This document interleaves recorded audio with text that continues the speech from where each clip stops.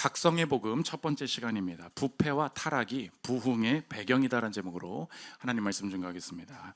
오늘부터 부흥에 대해서 살피겠습니다. 부흥에 대해서 인지하는 것, 하나님이 어떤 방식으로 일하시느냐에 대해서 먼저 배우는 것이 중요합니다. 그래서 어떤 일이 있을 때 끝까지 하나님이 어떤 일을 행하실 걸 기대해야 되는지, 그리고 하나님이 행하실 어떤 일을 붙들고 사모하면서 그걸 간구해야 되는지 알 수 있다는 것입니다. 부흥이 무엇입니까? 예전에 한번 설명했는데, 하나님의 권능이 많은 사람들에게 동시에 확산되는 일, 그게 부흥이라는 것입니다. 부흥이 뭐라고요? 하나님의 권능이, 하나님의 영광이, 하나님의 특별한 임재가 일상에도 있지만 어느 시기에, 어느 장소에, 어느 순간에, 어느 사람에게 하나님의 권능이 그 사람으로부터 시작해서 많은 사람들에게, 많은 지역에 동시에 강력하게 확산되기 시작하는 거, 그게 부흥이라는 것입니다. 일상에 하나님이 임재하시지만 일상이랑은 비교할 수 없는 정도의 범위, 비교할 수 없는 정도의 파워, 비교할 수 없는 정도의 새로운 일들이, 영광이 크게 나타나시는 일, 그거를 리바이벌, 부흥이라고 한다는 것입니다. 그러면 부흥이라는 걸 부흥의 방식으로 일을 하시는데 그걸 경험하지 않았어, 그래서 그게 없다고 여기는 거, 그게 저주라는 거예요. 그럼 우리가 그걸 인지하지 못했지만 그런 게 있구나라는 걸 아는 게 중요하죠. 우리 지금 신혼 부부들, 아직 아이를 낳지 않는 분들이 맨날 얘기하면서 그거야, 고민이 된대. 뭐 내가 애를 낳아야 될지 말아야 돼, 애가 좋은지 커리어가, 직장이 좋은지 지금 고민이 된대. 그래서 대답했죠. 안 낳아봤잖아. 그럼 지금 비교할 수가 없는 거야. 내가 경험해 본 게 아니잖아요. 그러니까 이걸 경험을 해봐야 야, 이게 이런 거구나 아는데, 모르는 상태에서 있으면 하나님이 언제 그렇게 일하셔? 난 그거 몰랐는데. 그렇기 때문에 우리가 부흥을 경험하기 전, 그리고 내가 부흥을 경험해 보지 않은 인생이더라도 그것에 대해서 아는 게 중요하다는 것입니다. 시리즈를 시작할 때마다 늘 고민이 많은데 어떻게 할 거냐, 부흥이 어떤 방식으로 이루어지는지를 첫 번째 대지에서 쭉 살펴볼 거예요. 근데 두 번째 대지에서는 늘 부흥의 역사적 사례를 볼 건데, 역사적 사례를 이렇게 큰 덩이로 하나씩 해가지고 정리를 해줄 거예요. 그래서 우리가 헷갈리잖아. 뭐 어디서 많이 들어본 얘기인데, 뭐 많이 들어본 사람인데, 뭐 이런데, 오늘은 이제 18세기 영국의 복음주의 부흥에 대해서 볼 거고, 뭐 청교도 부흥도 보고, 뭐 들어는 봤잖아요. 뭐 1차 대각성 운동, 뭐 2차 대각성, 몰라? 뭐 그런 게 있었어요. 그런 게 있고, 한국에 이제 뭐 평양 대부흥부터 시작해서 여러 가지 쭉 갈 건데, 역사적으로 이런 배경이 있었고, 여기서 중요한 사람은 누구였고, 얘가 무슨 일을 했고, 그게 어떻게 영향이 이루어졌는가라는 걸 어느 정도 한번 정리를 하면은 우리가 설교 들을 때도, 뭐 교회사를 공부할 때도 훨씬 좋으니까, 그렇게 프레임을 짜봤습니다. 한번 세 가지로 보겠습니다. 첫째로 부흥의 배경입니다. 부흥이 하나님이 주권적으로 우리를 다시 살리신다 그랬죠. 그 명확한 그 단어가 쓰여진 구절이 오늘 시편 9절인데 5절 6절 보십시오. 주께서 우리에게 영원히 노하시며 대대에 진노하시겠나이까. 주께서 우리를 다시 살리사 주의 백성이 주를 기뻐하도록 하지 아니하시겠나이까. 6절에 주께서 우리를 어떻게 하신대요? 다시 살리신다. 이게 이제 부흥이에요. 리바이브. 우리가 죽어 있었는데 다시 주권적으로 주님이 생기가 돌게 하시고 살아나게 하시는 거, 다시 한번 힘차게 뛰게 하시는 거, 이게 하나님이 하시는 부흥이라는 것입니다. 오늘 근데 본문을 쭉 읽으면 알 수 있죠. 다시 살리시는 일이 언제 나타나느냐, 그게 이제 부흥의, 오늘 살펴볼 게 부흥의 배경인데, 하나님은 사람이 모든 희망이 없다고 생각할 때, 모든 가능성이 사라졌다고 생각할 때, 부패와 타락이 극심할 때, 그때 나타나는 일이 뭐냐? 하나님의 주권적인 부흥이 나타난다는 것입니다. 4절 보십시오. 우리 구원의 하나님이여, 우리를 돌이키시고 우리에게 향하신 주의 분노를 거두소서. 지금 이 부흥을 간구할 때의 상황이 뭐예요? 주의 분노를 거둬달라, 우리에게 긍휼을 베풀어 달라, 우리를 돌이켜 달라. 상황이 뭐예요? 최악이란 뜻이지. 그러니까 대부분 이 부흥의 배경에는 어마어마한 타락과 부패, 우리 가정이 완전 망해버렸구나, 내 자신이 완전히 무너져 버렸구나, 우리 나라가 완전히 망해버렸구나, 이 회사가 완전히 무너져 버렸구나, 아무 소망이 없는 그때에 나타나는 게 부흥, 하나님의 일하심이 된다는 것입니다. 그러면 이제 배경이 이해가 되죠. 우리 이렇게 물어볼 때 대답을 해야 돼. 언제 부흥이 일어납니까? 가장 어두울 때. 그게 하나님의 시간이에요. 언제 부흥이라는 것을 내가 경험할 수 있습니까? 모든 것이 끝났다고 생각될 때. 언제가 하나님이 일하실 시간입니까? 악이 너무 견고해서, 도저히 깨부술 수 없다, 인간의 힘으로는 할 수 있는 걸 다 해봤다라고 생각이 될 때, 그때가 하나님께서 직접 우리를 살리시고 나라를 살리시고 가정을 살리시고 개인을 살리시는 시간이 된다는 것입니다. 신약성경에 나타나는 부흥의 예가 있죠. 예수님 승천하신 이후에요. 승천하신 이후에 제자들이 오순절에 다락방에 모이지 않습니까? 그 추우니까 모였나 보지, 그 뜻이 아니고, 여러분 한번 생각해 보세요. 우두머리가 목이 날라갔어. 뭐 자기들끼리는 다시 살아났대, 그리고 승천을 한 거래. 그건 상관없죠? 또 죽이면 되는 거잖아. 그 밖에서 이 집단을 처치하려고 하는 사람들은 우두머리가 끝났으면은 이제 두 번째 사람 다 잡아가야 되는 거거든요. 마음이 어떻겠어? 우리도 곧 죽는다. 나도 예수님처럼 살아날 수 있을까, 그런 생각할 그때 방문 걸어 잠그고 도저히 마음속에 어떤 용기도 생기지 않을 그때 하나님께서 특별하게 일하시기 시작한다. 사도행전 2장 1절 보십시오. 오순절날이 이미 이름에 그들이 다 같이 한 곳에 모였더니 호련히 하늘로부터 급하고 강한 바람 같은 소리가 있어 그들이 앉은 온 집에 가득하며 마치 불의 혀처럼 갈라지는 것들이 그들에게 보여 각 사람 위에 하나씩 임하여 있더니 그들이 다 성령의 충만함을 받고 성령의 말하게 하심을 따라 다른 언어들로 말하기를 시작하니라. 맨날 있었던 거 아니죠? 특별한 일, 특별한 권능, 특별한 영광이 언제? 최악의 때에, 목숨의 절체적 명인 위기가 있었을 때에 하나님께서 일하신다. 그러니까 하나님의 사람들이 이 부흥을 안다면 절대로 낙심하지 말아야 될 것이 무엇이냐? 아무리 다 무너졌어도 하나님이 일하실 수 있는 한 가지, 하나님의 일하시는 방법, 그 무기가 있다는 걸 알아야 되는 거예요. 그게 부흥이라는 거예요. 하나님이 직접적으로 사람들을 살리시기 시작하는 거. 이 부흥을 사모해야 되겠죠? 그분이 충분히 이 시대 내 삶에도 그렇게 일하실 수 있다, 그리고 그걸 원한다, 우리 그걸 간구해야 되겠죠.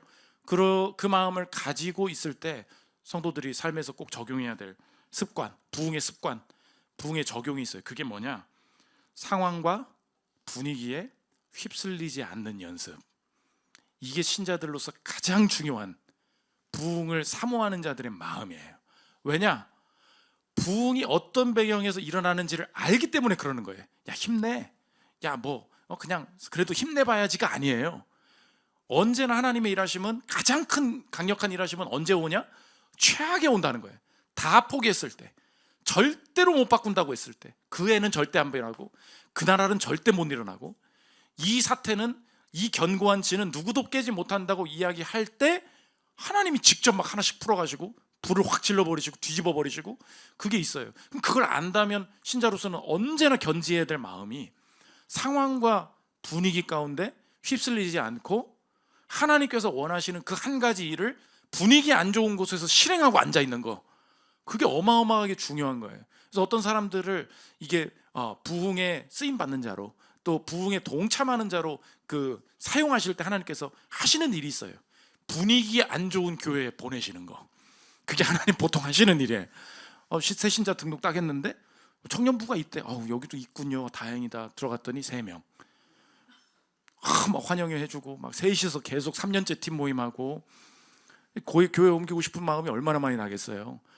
그리고 아무것도 교사 없는 곳에서 나 혼자 교사하고 있고, 그리고 꼭 그럴 때는 또 주님이 너무 좋은 사람 보내주셔서 도대체가 1시간 동안 저 설교자가 말을 하고 있는데 무슨 말을 하고 있는 건지를 알 수가 없는 그런 하늘의 언어로 말씀하시, 그런 게 막 들려오면 도대체 내가 지금 꿈인지 이게 지금 보고 있는 건지 헷갈리는 그런 상황을 막 거치게 하십니다. 그때 졸면 끝인 거야.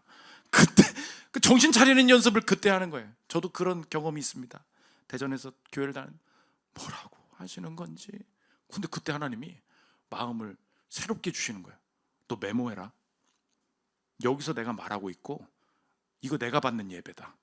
그래서 다들 조는데 또 이게 폈어. 주님 말씀하실 때 아무튼 낙서도 좀 했는데 어떻게든 안쪽으로 하려고, 상황과 분위기에 내가 휩쓸리지 않고 이 교회에서 나는 여전히 부흥을 사모하고 있고 이 교회에서 여전히 전도할 거고, 그때 전도를 그렇게 하려고 했는데 교회가, 여러분 알죠? 교회가 안 좋으면 아무리 전도해달라고 내가 하려고 해도 애가 정착이 안 되는 거, 그게 김현수였어요. 그러니까 애가 너무 싫은 거야. 그 마음 아십니까? 나는 전도를 하고 싶은데 내가 다니는 교회가 별로라? 나도 아는 거, 얘가 오면 다시는 안 올 것 같다는 걸 느껴지는 그런 마음 있잖아요. 나도 그걸 경험한 거야. 애한테 목사님한테 오라고 한번 와보라고 왔는데 한 번, 두 번은 올 수 있지. 근데 자기도 알거든. 여기가 이상한 곳이라는 거, 여기가 별로 충만치 않은 곳, 그런 게 느껴질 때가 있어요. 근데 하나님이 그걸 사용하신다고. 그때 그렇게 지지리도 재미없는 뭐 그런 수련회 그런 데 앉아 있었던 거, 그 상황과 분위기에 휩쓸리지 않고 여전히 전도하고 여전히 기도하고 여전히 하나님의 일하실 일들을 바라보고 있는 거, 그거 하나님께서 주시는 마음이라는 것입니다. 여러분의 일상에 적용해 보십시오. 분위기 따라가지 마요. 상황과 분위기에 너무 잘 휩쓸려. 그냥 막 사내 메신저 오고서 막 회사가 어렵대, 커피 한잔 할까요? 그럼 투루루 따라가가지고 그 상무욕, 그 전무욕, 온갖 욕설 다 내빼고 와가지고 다시 또 알아봐야 되나 봐, 다른 데 알아봐야 되나 봐. 주님이 분명히 지난주에 말씀으로 말씀 주셨고 나한테 말했거든. 하나님이 여기 있으라 하시나 봐요. 그래 놓고서 누가 메신저만 오면은 난리 나가지고 이 업계가 별로라는 둥, 그거 그만해요. 그 하나님께서 교회든 내 일상이든 혹시 그게 연단의 과정이 아닌가 생각해 봐야 돼요. 상황과 분위기에 휩쓸리지 않는 연습. 왜죠? 그러면 너를 중심으로 어떻게 내가 분위기를 만들어가니? 단순한 얘기예요. 내게 불이 임했어. 그럼 내게 주신 분위기대로 가야 될 거 아니에요. 그런 사람이 필요한 거거든. 여기서 기도해야 돼. 여기서 예배 드려야 돼. 여러분 가정을 꿈꾸는 분들도 꼭 한번 명심해 봐요. 아내와 내가 지금 아빠와 엄마로서 삶을 살아갈 거 아니에요. 너무 피곤해. 근데 오늘 예배 드리러 가야 돼. 오늘 우리 같이 기도 모임 가져야 돼. 누가 중심을 세워줘야 될 거 아니에요. 분위기 따라 너무 피곤해. 너도 피곤하고 나도 피곤하고 온라인 예배 너무 좋지 않냐? 분위기 휩쓸리면 그 가정이 주도적으로 나올 수 있는 그 가정만의 오리지널이 뭐가 있어요? 여러분 물어보. 여러분의 오리지널이 뭐가 있어요? 여러분이 있을 때 그 팀이 살아난 경험을 해봤어요? 여러분이 있을 때 그 팀의 기도 모임이 생긴 경험 해봤어요? 그 팀이 있을 때 다 원망하고 있는데 그래도 회사 위에서 으쌰으쌰하고 감사하고 한 결과물을 만들어낸 그 경험이 있냐고. 우리가 부흥의 배경을 알아야 돼. 부흥은 뭐예요? 최악에서 나와요. 그럼 하나님께서 가정이 지금 최악인 사람 있죠?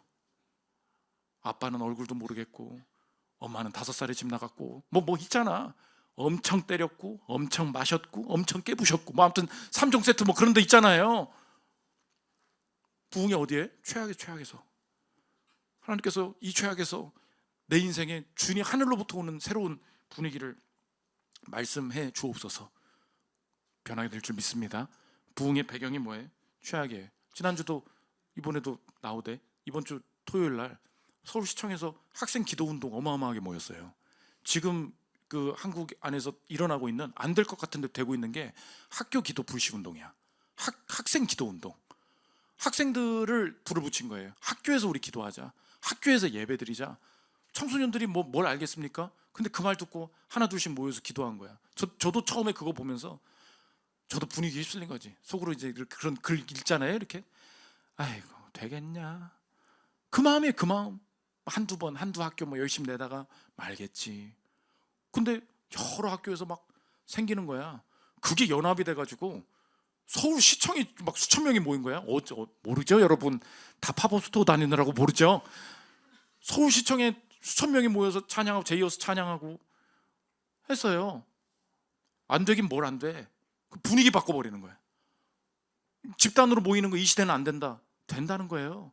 그래서 회개하게 되더라고. 부흥의 배경은 뭐야? 최악이다. 성경이 보여주고 있습니다. 두 번째, 역사적 사례와 적용입니다. 18세기 영국. 우리가 세기를 말할 때는 언제나 그 연도로 하면은 하나 숫자 까는 거 아시죠? 18세기라는 건 1700년대, 그죠? 17세기라는 건 1600년대. 아시겠죠? 18세기라는 건 1700년대 이야기를 하는 겁니다. 영국에 발흥한 사상 하나가 있어. 그게 뭐냐? 그게 디이즘이에요. 이신론. 이신론이 뭡니까? 하나님이 있긴 있다. 근데 너는 너 나는 나라는 거예요. 이렇게 만들어 놓고 간섭하지는 않는다. 그러면 누가 알아서 살아야 돼요? 내가 알아서 사는 거예요. 간섭하시는 하나님이 아니다. 그냥 톱니바퀴 돌아가게 그냥 두시는 하나님이다. 하나님이 직접적으로 우리 삶에 개입한다고 느껴지지는 않고, 영국 국교가 다 무너지고 타락하고 이게 영국에 소망이 있나? 그런 생각을 하면서 사람들이 지냈다는 것입니다. 세계 부흥 운동사에 나온 얘기인데 들어보십시오. 18세기 영국의 영적 토양은 매우 황폐화되었다. 영적인 종교적 삶이 점차 고갈되어 갔고 이신론이 무섭게 발흥하기 시작했으며 교회는 종교적 열정보다는 정치적 통일성에 더 많은 관심을 기울였다. 영국 국교가 세속 정치와 문화에 더 많은 관심을 기울이면서 자연히 목회자들의 신앙은 전에 없이 침체되어 갔다. 문제는 산업혁명으로 더 심해져 간다는 거예요. 18세기 산업혁명으로 영국은 경제적인 번영을 누리기 시작했지만 빈부의 격차와 임금 착취로 인해 영국의 사회 상태는 열악한 수준에 머물고 있었다. 범죄가 많았고 감옥은 죄수들로 넘쳐났다. 게다가 앤 여왕의 통치 동안 교회는 극심한 박해를 받았다. 실제로 영국 안에 사회에 범죄자가 막 급증하기 시작하고 알코올 중독자가 급증하기 시작했다. 이어서 들어보십시오. 산업혁명으로 도시 집중화 현상이 나타나 사람들이 도시로 몰려드는 바람에 도시의 인구 밀도는 점점 더 높아만 갔고 알코올 중독자들이 급증했으며 유아 사망률도 점점 더 치솟았다. 당시 자료에 의하면 5세 이하 유아 사망률은 무려 74.5%에 달했다. 한마디로 산업혁명으로 경제발전이 진행되고 있었지만 사회적으로는 영적으로 위기를 맞았다. 영국 국교는 술 취함과 성적 타락이 대단했고 장로교회는 아리우스주의 이단에 빠졌으며 비국교는 영적인 무기력에 빠져 있었다. 게다가 영국 국교를 지배한 신학은 알미니안주의였다. 알미니안주의가 뭐예요? 하나님이 날 택하시는 거 아니고 내가 천국 갈지 안 할지 내가 정할 수 있다는 거야. 내가 알아서 판단하고 내가 믿음 가지면 언제든 갈 수 있다. 그러니까 교회도 소망이 없고 사회도 소망이 없고 극심한 알코올 중독, 정신 이상한 사람 나오고 거기서 하나님이 한 사람을 준비시키십니다. 그게 누구예요? 조지 휘필드. 조지 휘필드. 어디서 많이 휘파람 아니고 조지 휘필드라고 있어. 영국 사람이에요. 1714년 아빠가 2살 때 죽고 그러니까 인물은 뭐가 빨리 죽고 뭐 이렇게 어두워야 나오는 경우가 있나 봐. 여관 사업하다가 말아먹고 부모님이 말아먹고 옥스퍼드를 가려고 하는데 옥스퍼드 갈 돈이 없는 거야. 근로장학생으로 어찌어찌 해서 갔는데 거기서 회심을 하게 됩니다. 하나님이 나의 인생에 진짜로 나를 내가 죄인이구나, 주님 앞에 멸망하지 않기를 원한다 하면서 회심하게 된 거예요. 이 사람이 지금 연극도 좀 배우고 옹변술에 좀 능했던 것 같아. 이 조지 휘필드로부터 시작된 게 이 야외에서 광장 설교가 시작된 거예요. 그때는 뭐 모일 공간이 없잖아요. 그냥 바위 위에 올라가서 외치기 시작하는 거야. 신기하죠? 설교를 하는데 이 사람이 영국 갔다가 미국 갔다가 영국 갔다가 미국 갔다 왔다 갔다 하기 시작하는 가는 곳마다 사람들이 막 몰려들기 시작하는 거예요. 그 다음 거 늘 그랬던 것처럼 거기 틀어주세요. 늘 그랬던 것처럼. 네, 늘 그랬던 것처럼 일주일에 5번 설교했다. 하지만 모여드는 사람의 숫자는 자꾸 늘어나기만 했다. 교회 높은 곳에 있는 오르간짜리 난간에 매달려 있는 사람들, 교회당 판자 지붕으로 기어 올라가는 사람들, 그래서 교회당 건물 자체가 이들이 내뿜는 숨결로 달아올라 마치 빗방울처럼 기둥에서 수증기가 맺혀 떨어지는 광경은 정말 장관이었다. 때로는 더 이상 발디딜 공간이 없어서 그냥 발길을 돌리는 이들도 많았고 나 자신도 사람들을 뚫고 강대상에 오르기가 힘들 때도 있었다. 교파에 관계없이 많은 사람이 설교를 들으러 왔다. 이 설교자도 강대상에 난 너무 편하게 오잖아요. 지금 여기서 날 막는 사람이 없잖아요. 아직 멀었다는 뜻이지. 아직 멀었다는 뜻이야. 부흥이 뭐냐? 아니 이상하게 그냥 설교를 했는데 막 사람들이 몰려들기 시작한다. 근데 그 숫자가 얼마냐? 1만 명, 2만 명, 3만 명. 이어서 들어보십시오. 어느 주일 모여드는 회중의 숫자는 점점 늘어났고 나는 정말 많은 사람 앞에서 내 차례 설교하여 이들을 감동시켰으며 회중이 운집한 광경은 엄청났다. 사람들 머리를 밟고 다닐 수도 있을 것 같았다. 사람들은 모두 내게 집중했고 마치 영원 세상의 말씀을 듣는 사람들처럼 내 설교를 경청했다. 내 설교를 직접 들은 사람들은 어찌나 깊이 감동받는지 마치 장자를 잃고 애통해하는 사람들 같았다. 그래서 실제 숫자를 써놔서 자기 일기에 이어서 5월 28일 월요일 해크니 한 들판에서 10,000가량의 청중에게 설교했다. 중생의 교리가 얼마나 합리적인지를 크게 강조했다. 많은 사람이 눈물을 흘렸다. 5월 30일 수요일 저녁에는 뉴잉턴 공유지에서 15,000명가량의 청중에게 설교했다. 한 번 모이면 몇 명? 10,000명씩 모이는 거야. 한 번 모이면 2만 명씩 모이는 거예요. 우리가 하지 말아야 될 얘기, 목사님 330명이야. 그만. 부흥을 배운 사람들은 어떻게 해야 돼요? 공은 2개는 더 붙어야 된다. 그렇게 얘기해 주는 거예요. 그렇게 될 줄 믿습니다. 진짜로 우리가 못 본 게 있는 거야. 야, 너무 개척교회만 다닌 거야. 너무 이 황막한 시대만 다닌 거야. 그때 미리 배워야 될 게 있어요. 그게 부흥이에요. 부흥. 하나님이 주권적으로 하시는 강력한 부흥이 있고 그걸 사모해야 되는데 배경이 뭐냐? 최악에서 온다. 그래서 상황과 분위기에 휩쓸리지 않는 연습을 이 시대 가운데 그런 사람 찾으시는구나. 여러분의 인생의 영역 가운데 이거 휩쓸리면 안 되겠구나. 이 사람이 설교하고 다니면서 영국의 영적인 판도를 다 뒤집어 놓은 거예요. 그 영향이 퍼지고 퍼지면서 그 영향에 회심한 사람이 있어. 여러분이 아는 사람. 그게 윌리엄 윌버포스야. 노예제 폐지를 했다 그러죠? 이제 다음 세기 넘어가서 한단 말이야. 근데 그 영향이 도대체 어디로부터냐? 하나님이 어디서부터 그 일을 시작하셔요? 최악의 배경에서, 부패와 타락이 극심한 그 지점에서 주권적으로 하나님이 한 사람을 들으셔서 막 설교하게 하셔. 그리고 사람들의 마음을 감화시키셔서 그 모임에 모여들게 하셔. 분위기에 영향받지 않고 이 하늘로부터 오는 분위기에 휩쓸린 사람들로 다시 바꾸셔서 나라 전체를 뒤집으시고 그게 퍼져나가게 하시고, 나중에 보면 알겠지만 이 불이 똑같이 붙어서 그게 식민지였던 아메리카로 가게 되는 거야. 거기서 이제 미국 식민지의 역사가 다음 주에 할 건데, 조나단 에드워즈 거기서 나오는데 거기서도 극심한 거야. 식민지 아빠가 죽으니까 아들은 늘 망나니인 거 아시죠? 아빠는 목숨 걸고 가가지고 개척해 놨는데 천국 일찍 가잖아. 그때는 너무 일찍 가버린 거야. 다 아빠 엄마들이. 나만 남으니까 또 타락하기 시작하는 거야. 거기서도 똑같이 불을 붙여서 영국과 미국의 부흥운동이 나타나게 되었다. 재밌죠? 우리 인생의 이 역사들을 꼭 배워야. 그래서 교회사가 중요해요. 특히 오늘 이번 시리즈에 볼 건 부흥의 역사예요. 하나님 절대로 낙심하지 않기를 원합니다. 요즘 보면은 각자가 막 너무 막 심각하게 이렇게 가끔 얘기할 때가, 목사님 우리 회사 어떡하죠? 목사님 우리나라 어떡하죠? 목사님 이거 망하는 거 아니에요? 이거 환율 봐요, 환율 봐. 이거 지금 정신 못 차리는 것 같아. 뭐 하면서 막 그러면서 네가 뭐 있어? 자기는 아무것도 없어, 돈도 없어. 뭐 달러 원래 거지였고 우리 원래 올라도 또 거지잖아. 우리는 이렇게 얘기하거든요. 근데 막 걱정은 또 많이 되잖아. 걱정하지 마요. 하나님께서 우리 이 시대에도 18세기 영국의 부흥과 동일한 부흥을 주실 줄 믿습니다. 그게 부흥에 사모하는 사람입니다. 마지막 세 번째, 부흥의 근거입니다. 1분만. 어떻게 죽은 것 같은 상태에서도 새로운 게 나타날 수 있다는 걸 내가 어떻게 믿죠? 신자들이 가져야 될 태도가 있어요. 우리는 앞으로 죽을 수도 있는 게 아니라 이미 죽었었다는 걸 아는 게 신자의 태도, 삶의 관점이라는 것입니다. 뭐라고요? 다시, 신자들은 앞으로 죽을 수도 있다라고 말하는 사람들이 아니고, 우리는 이미 죽었던 존재들이다라는 걸 아는 거. 이미 죽었는데 살았어? 지금은 왜 또 못 살아? 이 마음이에요. 이미 죽은 게 뭐예요? 우리가 영적인 죽음의 상태였죠. 에베소서에서 우리의 신분을 이렇게 표현합니다. 에베소서 2장 4절 보십시오. 긍휼이 풍성하신 하나님이 우리를 사랑하신 그 큰 사랑을 인하여 허물로 죽은 우리를 그리스도와 함께 살리셨고 너희는 은혜로 구원을 받은 것이라. 5절에 우리가 어떤 존재래요? 허물로 죽은 우리를. 앞으로 죽는 게 아니라 우리가 이미 존재가 뭐예요? 죽은 우리예요.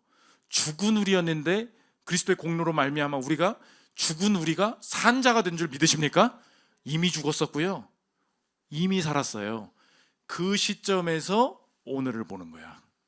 나는 원래 영벌에 처할 존재였고, 나는 주님과 원래 끊어져서 완전 죽은 존재였는데 주님이 주권적으로 나의 인생을 살리셔서 내 인생의 앞날에 영생이 보장되어 그 하나님 나라에 들어가게 하셨어. 그 확신 속에 오늘을 다시 보는 거예요. 한 번 죽어봤는데 왜 또 못 죽어? 그 얘기예요.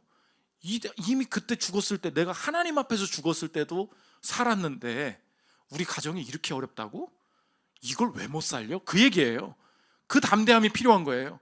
지금 이게 죽을까 봐 걱정하는 사람들은 이게 첫 죽음이야. 신자들은 뭐예요? 한 번 이미 죽었던 거예요. 이 다시 오는 이 죽음은 내가 첫 번째 죽었을 때 살아나는 것처럼 동일하게 살릴 수 있을 것이다. 믿으십니까? 가정이 다 살 거예요. 오늘 소망 가지십시오. 주님 개인의 부흥이 있기를 원하고 자녀들이 주권적으로 다시 살려주시길 원하고 이 나라와 이 시대가 살아나기를 원합니다. 부흥의 배경은 최악이다. 최악 중에 분위기에 휩쓸리지 않는 종 되게 하여 주옵소서. 이 길을 걷는 저와 여러분들 되시기를 축원합니다. 찬양하고 기도하는 시간 갖도록 하겠습니다.